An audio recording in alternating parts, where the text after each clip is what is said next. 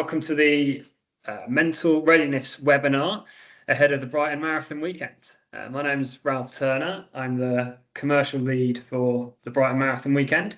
I have the pleasure of working with the University of Brighton across a partnership which takes in a lot of the event, and they support us with a huge amount that's going on in the build-up to and over the weekend. And today we are delighted to be joined by Dr. Anastasiya Khomutova from the University of Brighton. She is a senior lecturer and chartered sports psychologist who has worked with athletes preparing for major international competitions, including the Olympic Games. She's also an experienced marathon runner herself, having previously completed the London Marathon and the Beachy Head Marathon, which is quite a lot of up and down in that one, I think. And this session, she's going to offer some practical advice on building mental resilience and readiness to help you enjoy or at least survive the event on Sunday. So just, bit of housekeeping before we get going. The session's going to be recorded, so there'll be a link hopefully going out afterwards, so anything that you miss, you should be able to catch up with it then. And then we've also factored in some time for questions at the end. And I think a lot of people submitted these during the registration, but there's also an opportunity if anything comes up or any questions come up during the session, you should be able to have access to the chat, and if you pop them in there, Anastasiya will be able to keep track of that and hopefully cover them at the end. But now, without further ado, I'll hand over to Anastasiya. Thank you very much, and a pleasure to see so many people in here today. That is absolutely amazing. I'm so happy that people are really interested in mental preparation. I would also like to thank everyone for sending questions in advance, those of you who did that. I think I went through them and I really enjoyed reading them because it feels like you guys are thinking about quite a lot of things in preparation. So I will do my best to cover as many questions we have received in advance today, but it might happen that some of the questions you will not hear the answers to them.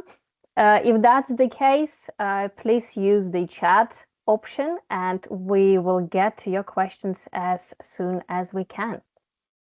So we will have about half an hour today of me talking to you, and then 15 minutes roughly at the end about that will be dedicated to your questions and my answers.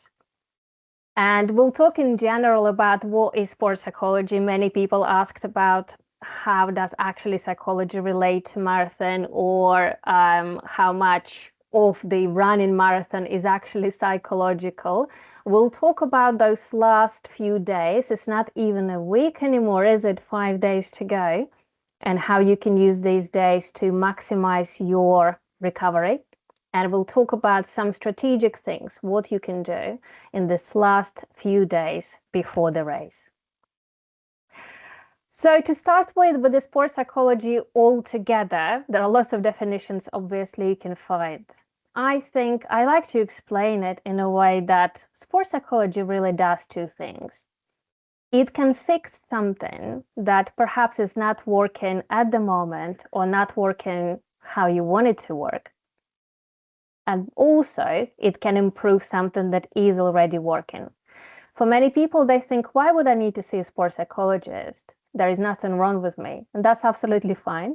It doesn't have to be something wrong with you to see a sports psychologist. You can just work with one if you feel like, okay, I'm training my body, I need to train my mind as well. So that's what you can do with the help of a sports psychologist. Because ultimately what we do, right, we work with feelings because we all have feelings, and you will have plenty of those during your marathon. Those feelings, they lead or they impact what we're thinking. And if you've been to all of those long runs that you have been doing, you know that it's a time where you think a lot. All the thoughts are coming in your head. It can be good thoughts, as in not good, but it can be thoughts that are helpful, and it can be thoughts that are not so much helpful, might be hindering your performance. And those thoughts ultimately impact what you do, impact your behavior. And that's what sports psychologists work with, right? With your feelings, with your thoughts, because ultimately we would like to achieve a behavior that will be helpful for you on the race day. And if you don't remember anything from today's session, I would like you to remember this thing. It's all about controllables. It's all about what we can control. There are too many things in our life altogether and within the marathon as well that we cannot really control. So if we focus on those things that we can control and we think about how we can do it, that will take a lot of your anxiety away from you. And that will be really helpful for the whole marathon. On the race day, night before, morning of, etc. We will get back to this point today. First of all, I would like to thank you, to congratulate you, or thank you for being here, but also to congratulate you for making it through, right? You made it. You made it to the final week. You're almost there. You made it through all this training and the winter training, and we didn't have a good winter, did we? So it all will pay off now. Now that you made it through all those rainy days, early mornings, long Sunday or Saturday runs, time that you might have missed away from family and friends, all those running sessions that once seemed like something impossible, you've done it. Well done. Give yourself a tap on the shoulder. You are amazing. So already let's start with the gratitude for how amazing your bodies and your minds are for enduring all this process leading up to the race day this weekend. But now you're finding yourself most likely into this last few days, last couple of weeks, where you didn't perhaps do that much because you are tapering. And when you taper, many things are happening. And most of all, what is happening is that you have a lot of free time. And during that free time, when you don't train as much as you probably did before, you have a lot of thoughts in your head. Some of those thoughts might be helpful, but quite a lot of them, not so much. So you might be thinking about, okay, have I actually done enough? Maybe I started training too late. Maybe I missed some sessions. Maybe I got injured in the last couple of weeks and I didn't train as much as I probably should have. Or maybe not. So have I actually done enough? I'm having so much time now. Maybe I should be doing something. I shouldn't be actually resting. What if I get ill, right? Well, what if I get ill the night before? What if I will get ill this week and I won't be able to recover in time? It's all this time when you try to avoid people, right? When you try to hide away and stay away from people and washing your hands many times. So you're trying to avoid all the germs.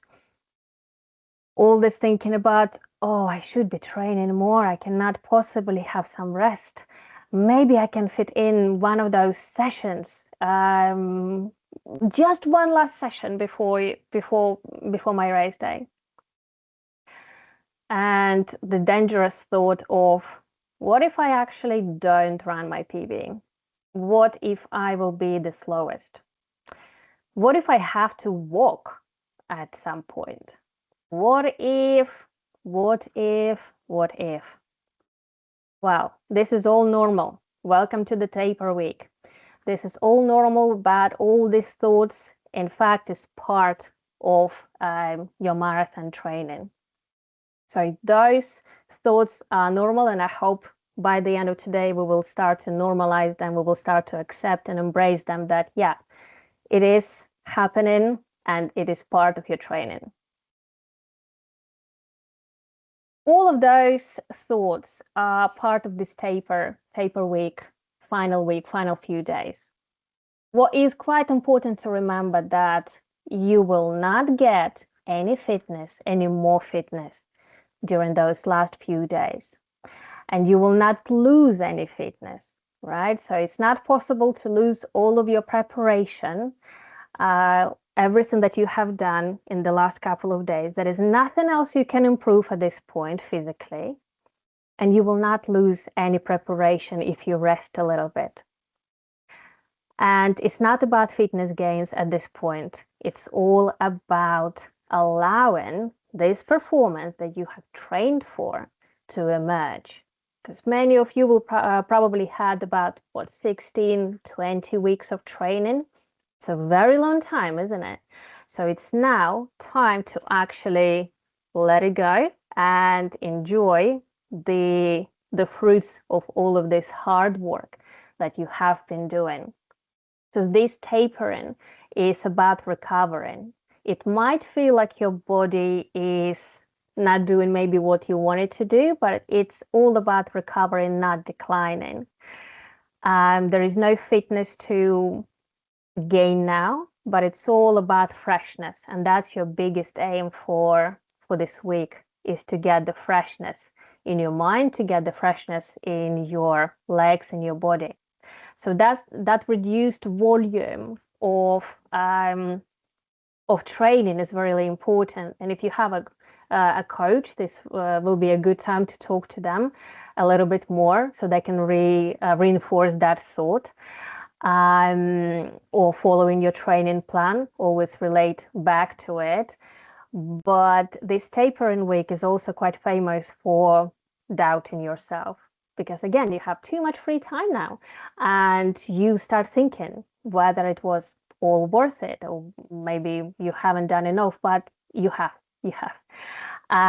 And all this, pardon me, emotional changes will happen as well. So you will have these roller coasters where you thought maybe that you have done enough. Maybe sometimes you feel like, why have you been doing all of this? So it's all part of the routine.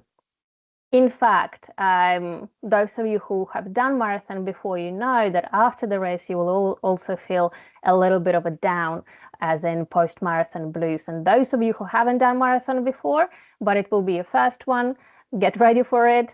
That will be this emotional dip, a big dip after your race, but we can talk about it later or at a different time. Anyway, what I would like you to start thinking about is that these few days, this recovery that you are doing now, it is actually your training. It doesn't feel maybe like you're doing much, but you are on the background doing quite a lot. I work a lot with professional athletes, and it's really, really hard for them to recover as well. So it's not only you, it's all of us. As human beings, we might feel that doing something will make us better. So the more you do something, the better you get. Sometimes taking that step back and resting is absolutely the best thing you can do for your body and for your mind. So what can you do this week, those 5 days that are left? Concentrate on eating well, right? So eating balanced food, eating well, hydration will be really important. Don't eat anything new, especially the night before or a morning of your race. Stick to the food that you've always had. Don't try anything new. We all know the cases of people who maybe tried some new food the night before, or maybe even outside of the food, people that might be running in brand new shoes on a marathon day. It's not a good idea. Think about your nutrition on the race day as well, and don't try any new gels on that day during your race. It's not going to be very, very good. Spend this time resting, right? And when I say rest, whatever that rest means to you, it can be spending more time at the nature, being outside, enjoying the good weather. I'm looking outside, and actually it's really nice today. So maybe it's time for you to go outside to just enjoy the nature, the views, having this nice cup of tea or a coffee, and spending time just thinking about that amazing journey that you've had. If you look back those 16, 20 weeks back, would you have believed that you are here already? And how amazing it is that you've done all of these trainings, that is all now behind you. Spend this time, if you do that, more stretching, perhaps yoga, if that's something that you do. That it's going to be quite good actually for your body and for your brain to concentrate more on the stretch movements, on breathing exercises. There are loads of classes you can do online as well, and you can do it anytime you want. And ultimately, think about being as horizontal as you can, resting, having your legs up, sleeping well, however many hours it is that you need. Some people need more, some people need less, absolutely fine. But it's all about getting this good rest, good sleep this week. Many people asked me in before the webinar today, what do I do if I can't sleep a night before? Well, some studies shows that actually it's really good to sleep 2 nights before, and that night before is the one that many of us will not sleep well, and it is just what it is. There are lots of breathing exercises that you can do where you can concentrate on your breathing and counting your breathing in. So inhale and exhale, aiming for your exhale to be longer than inhale. You can start with using your phone less before the bedtime, reading a book. And one of those books that I really enjoyed reading before my first marathon was Lisa Jackson's book. And well, any of her books is really, really nice. The one that I particularly enjoyed was Your Pace or Mine. And I thought that that was a really good reminder of why we run, why we enjoy it, and why it is really, really good. You can also spend this time journaling and reflecting on your journey. What helps me quite a lot as well is to look back at my training diary. And if you don't have your training diary, you can look back on your Strava or your whatever app you might be using for tracking all of your running sessions, and just see the progress and see how far you've come and how much effort you have put in, which is a great example of your persistence. And it can be a really good confidence boost for you as well, just to reflect on that journey that you have done. Yeah, and just another thing that you can start doing this week, in addition, is perhaps having like a light massage as well. Just to thank to be grateful for your muscles and for your strong legs, and to give them a little bit more relaxation. Ultimately, what we want to think about is that psychological shift, right? So you are not in a training mode anymore. You are ready to perform. You are performance ready. You are not preparing. You are ready, because recovery is your performance strategy now. So it's not only rest. It's not only, oh, you are not doing anything. It is active recovery, isn't it? It is getting ready. So sleep is priority. Any kind of light mobility session will be really good. No catch-up sessions, right? So if you think about, oh, I didn't do that really fast session, those intervals I should have done, too late now. Well, it's not like too late now. It's not going to be helpful now, and it's not going to help you. And what we want to think about now is what will help me on the race day. So everything that you will want to do more of, it's more driven by anxiety than performance. So just be aware of that. Let's think about that pre-race anxiety, and so many questions we received were focusing exactly on that. And I would like to reframe that pre-race anxiety into pre-racing excitement, right? So it is excitement, because the question I would like to ask you to reflect on is, can pre-race nerves be good for you? And I think the answer is yes, because if you don't have any nerves or any excitement before your race, it might mean that you probably don't want to do that. So having those butterflies in your stomach, it's actually a good thing. With many athletes that I work, they quite often ask, Is it okay that I feel nervous before my competition? Of course it is. It means that you care. It means that you really want it. It means that you are excited that you do something that you really like. It is ultimately a good thing. However, there is a catch, just like everywhere else.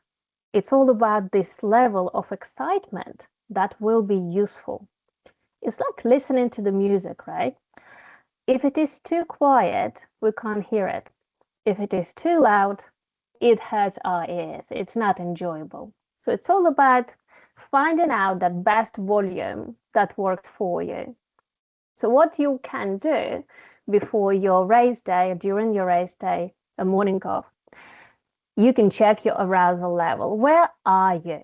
Right? So you can ask yourself, okay, where do I want to be before my race day? Like during my on the race morning, before my race, where do I want to be on a scale 0 to 10? And 0 means I am so relaxed, I'm almost sleeping, all the way to 10, where it's almost a panic attack. So where is it that you want to be? And whatever that number is, think about how does it feel to be there? How do I know that I'm on that number? It can be 8, it can be 6, it can be 4, whatever that number is the number that works for you. It might not work for a person that is running next to you, but it is your number. And the question will be that you will be asking yourself, how does it feel to be there? And then you can ask yourself, all right, so if I want to be on that number, how do I, where am I now? Am I below that number? So do I need to psych myself up? Or am I above and do I need to calm down a little bit? And whatever that is, this is where we get back to controllables, right? So what is it that we can do now that is in our control that will help us to get to that number we want to be? And the easiest things to control is to have a plan. I am a big fan of plans. I like planning absolutely everything. It doesn't mean that it will happen exactly as I planned it, but the fact that I have that plan brings me a lot of confidence, brings me a lot of, happiness in a way. So this is what you can start doing this week, especially night before if you can't sleep. You can think about your pacing plan. How are you going to do that? Maybe you thinking about walk run, so you can think about, okay, so what exactly will I be doing? How do I approach my first half? How do I approach my second half of the marathon? When will I start walking if that's what I want to do? What will be the ratio, 5 to 2 or whatever that is? What am I going to eat the night off, the morning off? What snacks will I take with me? Thinking about your kit, is everything ready? Thinking about when you will collect your bibs, thinking about how you will get to the race lane, what time do you want to be there? So all those little things that seems like just organizational boring things, actually it's a major part of making you feel comfortable. What I quite often do is I work backwards from the time where I want to be at the race to the time where I need to leave my house and when I need to wake up. So if I need to be somewhere at the race, let's say at 8:30 in the morning, what time do I need to leave? If I want to leave at that time, what time do I need to have my breakfast? If I need to have breakfast at that time, what time do I need to wake up? And all of those things. And I always add about half an hour there, just in case something goes wrong. And also because I always like to be early at the race, because I just like to enjoy the atmosphere and just see the people and just enjoy this pre-race excitement. So during the race, we also have received quite a lot of questions about what do we do during the race? How do we approach that? And I think it is quite important to realize whether you have run a marathon before or not, that it's going to be, well, you will experience discomfort at some point, right? So it's a part of running, especially part of running a long race. endurance race, it's not going to be easy. You will feel discomfort at some point. And I would like to encourage you to reframe that discomfort when it happens into, this is the sign, the evidence that my body is working very hard. Of course, it's going to hurt at some point because you will be running or walking for a long time. So that can be, when it gets really hard, can be an evidence of the fact that your body is working really hard. This is what you trained for. Expect doubts, the thoughts of, will I be able to finish? What if somebody runs faster than me? It hurts so much, what do I do? These thoughts will most likely appear.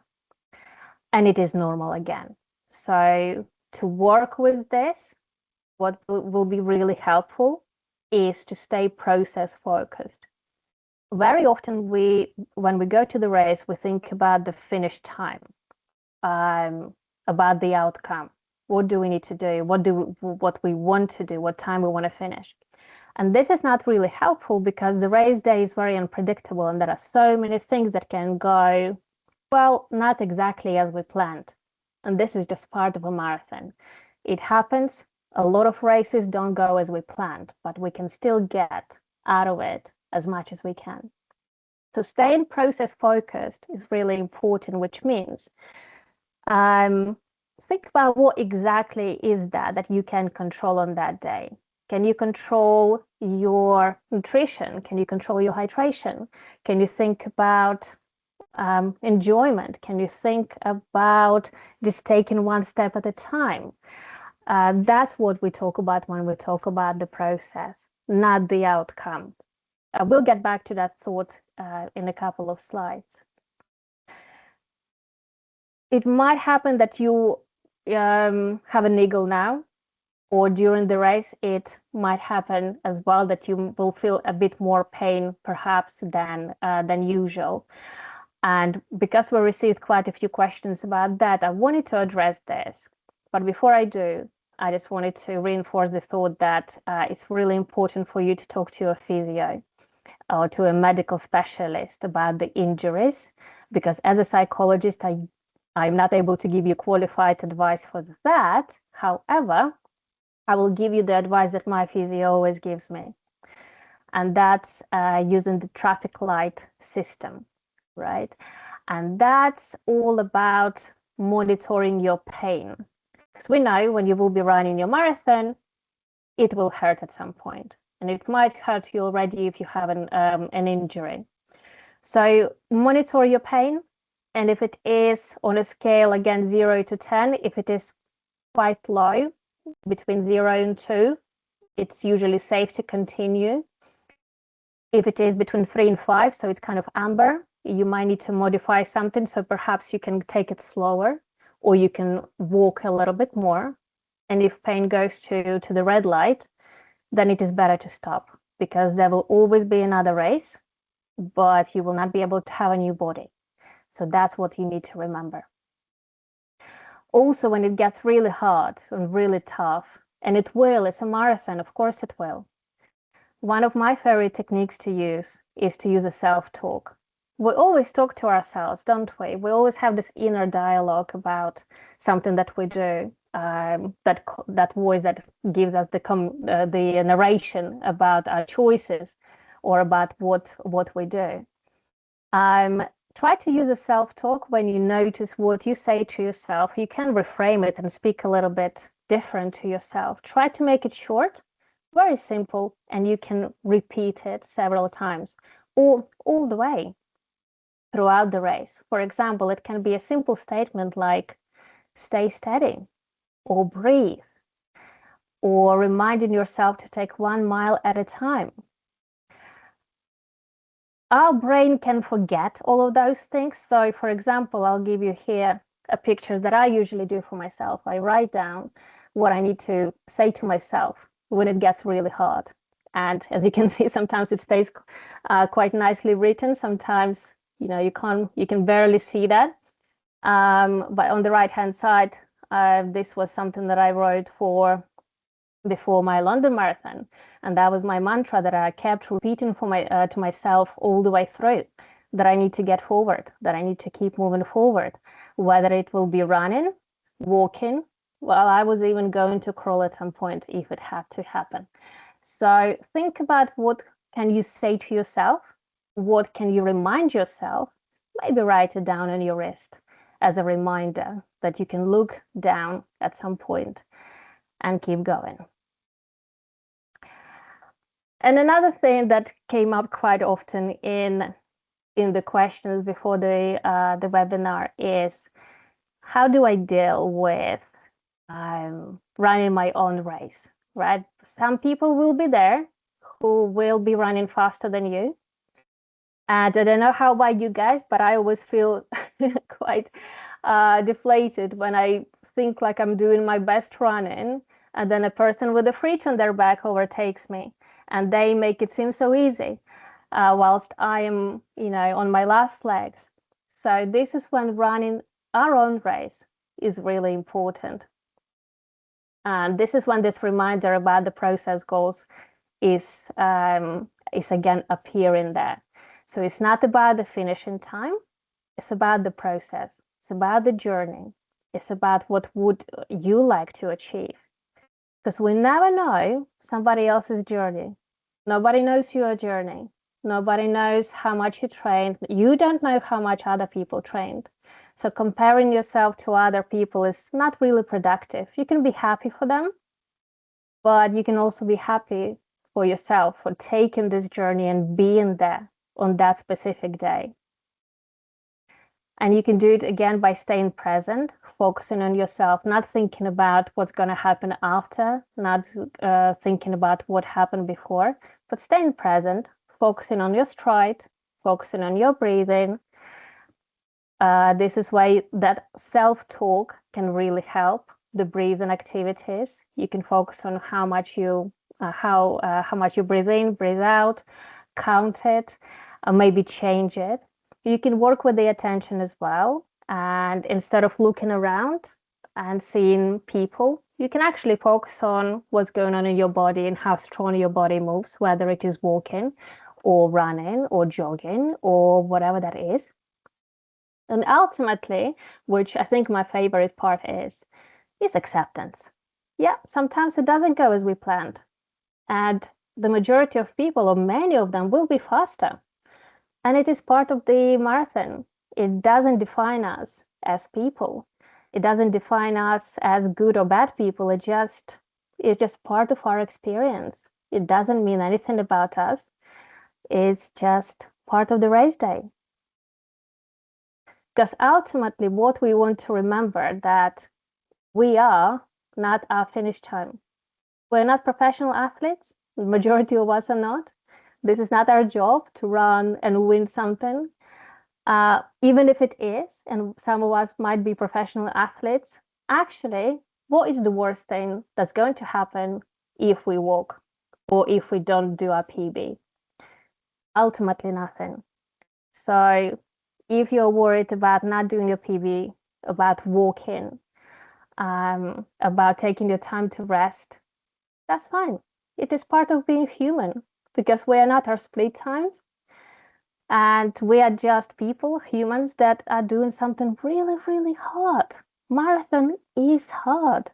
So if you can be anything, right, be kind to yourself. That's very important, to be kind to yourself, because kindness will take you much further than hatred or being negative. And negative thinking will appear. It is part of the process, but you can choose to be kind. And you can choose to smile when it really hurts. And I think if you watch some marathons, Eliud Kipchoge, he is famous for smiling when it hurts. And I encourage you to try it, because actually it does help. I try to do it myself.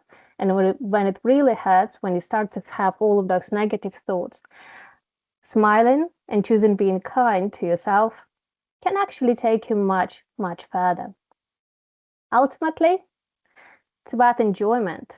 It's about the journey. It's about the gratitude to yourself, to people who supported you, to people who will be there, but mainly to yourself because you've done it, because your body went through all of this training and if we're not enjoying what we do, why do we actually do that? So be grateful to yourself for your training, for being there, for your body to taking you through that journey, and for that amazing race that will happen for you very, very soon. On that note, here are some details. That will be question and answer time now. But also, if you would like to get more information, feel free to get in touch. You can also find me on Instagram. You can use this QR code to find me on Instagram, and you can message me. I will send you a free pre-race checklist.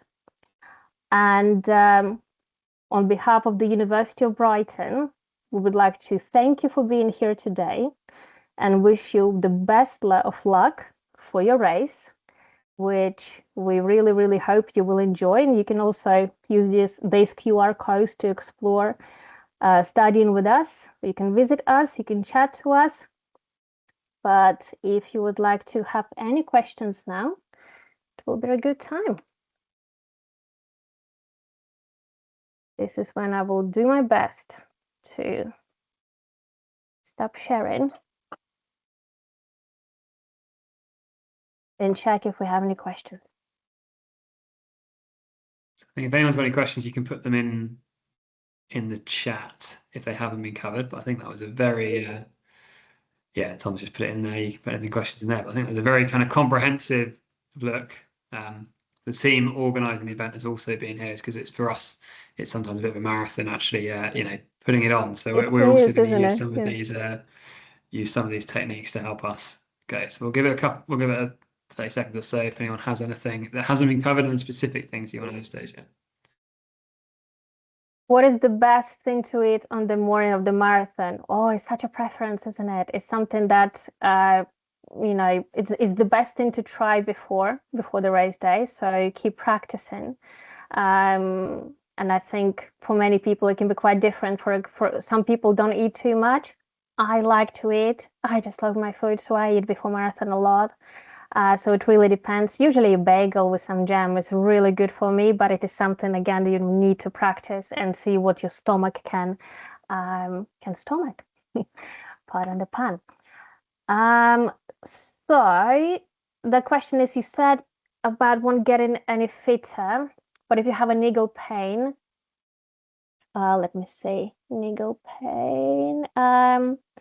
You go for can you go for a test run? A very easy 10 minutes to check the pain. Yeah. So again, it is something that you should better talk to a professional coach. For example, if you have a coach or a physio, I think I would probably go for just a very, very easy walk/jog, just to see what it feels like. But medical professional will be much better person to answer this question, to be honest. So, how do we program the mind to run a completely unfamiliar route? That's a good question, because for some people it's actually easier when they don't know the route, because this element of surprise in there. Some people really like to know what they are doing. What some people do, some of people I know of, they sometimes go on a bike and they just cycle the whole route just to see what it's like. If you don't want to do that, which I understand can be quite a demanding task, you can just check the route that is already there on the website and just see, is there anything that you think might be difficult? Maybe there is some elevation. You can check the reviews from previous participants and ask them in a special, maybe there is a Facebook group for it, just to help you. I would probably ask you, what is it about unfamiliar route that that worries you, right? And that's probably what we would work with. What is it about unfamiliarity with that route that brings you a little bit of perhaps more arousal than is necessary? Right, stitch. Oh, good question. How do we avoid the stitch? I do struggle with stitches sometimes myself. and I'm still yet to figure out how to avoid it. Sometimes it happens, sometimes it doesn't. I feel like starting slower can help. I feel like getting a good dynamic stretches before the race helps as well. And be quite strategic with your nutrition. I feel like if I drink a lot of water and then straight away I run without maybe walking for a little bit, that gives me quite a big stitch. But I was trying to read quite a lot about stitches, and I talked to my coach about it because at some point I had a lot of them. And there is, to my knowledge, not a study that is very conclusive about why it happens. I'm itching to get out for a 5 to 10 kilometer run this week. Yeah. What would you recommend? I would recommend you not to do that. Follow your plan, what your plan says, whether or what your coach says. I personally wouldn't do that before the race. That race week, I usually go for very easy 30-minute jogs. But that's what works for me, and that's what my coach tells me. So I always listen to them. I think it's very important to remember that what is it that you would like to get out of that run? Why do you think this run will be very important for you before your marathon? It will not make you fitter, but it might make you really tired. So what is it that you want? I think maybe the kind of running the time, but there's a question on the weather, which maybe is the final one. There's a few questions which are not necessarily about the mental readiness, so I don't want you to have to feel like you have to answer them as Anastasia.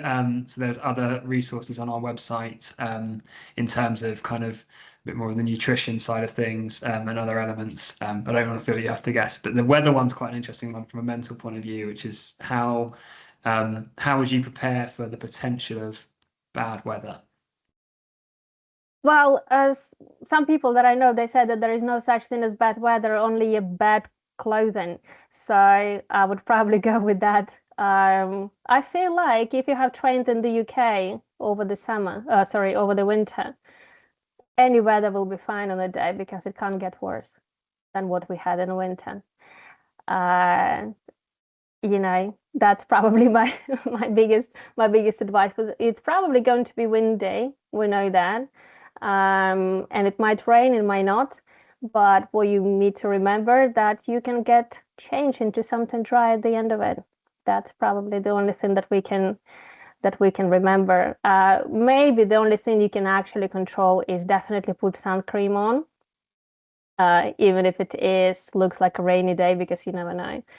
And some anti-chafing stuff as well, because you never know.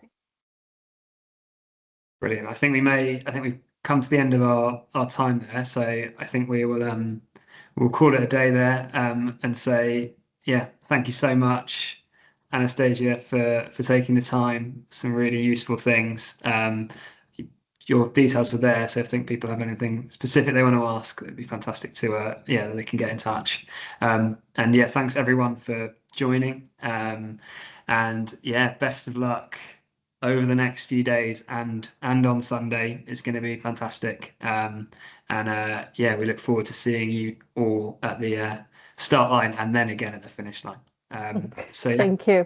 Thank you for having me. And yes, enjoy it, guys. It's amazing what you're all doing. So don't forget to enjoy that. Brilliant. Thanks very much. Bye bye, everyone.